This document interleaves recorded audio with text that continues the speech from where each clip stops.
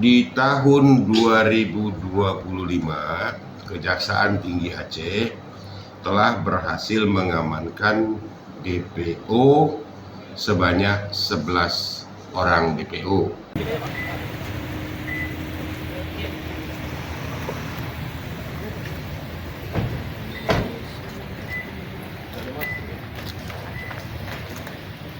Tahun 2025, Kejaksaan Tinggi Aceh telah berhasil mengamankan DPO sebanyak 11 orang DPO.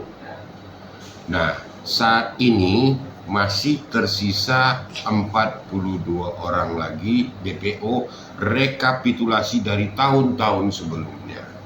Untuk kasusnya apa? Kasusnya bermacam-macam.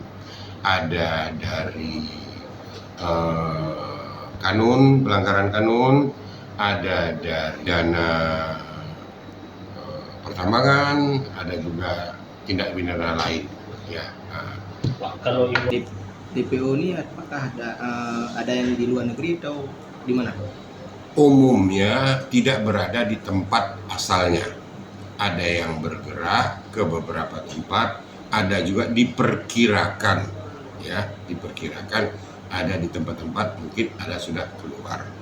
Namun demikian, kita sudah menyurati kepada imigrasi bahwasanya mereka ini sudah ditetapkan sebagai DPO dan data-data mereka ada terdaftar di sana. himbauan kita kepada DPO ini, Pak? Himbauan kami kepada DPO bahwasanya DPO ini sudah ditetapkan sebagai DPO. Mereka tidak akan aman. Kami mohon dengan kesadarannya sendiri, silakan menyerahkan diri. Menyerahkan diri, cepat atau lambat pasti akan tertangkap. Cepat atau lambat pasti akan tertangkap dan akan diperlakukan sebagai penangkapan. Jadi dengan ini, dengan kesadaran diri, silakan menyerahkan diri, dilaksanakan proses hukum sebagaimana mestinya.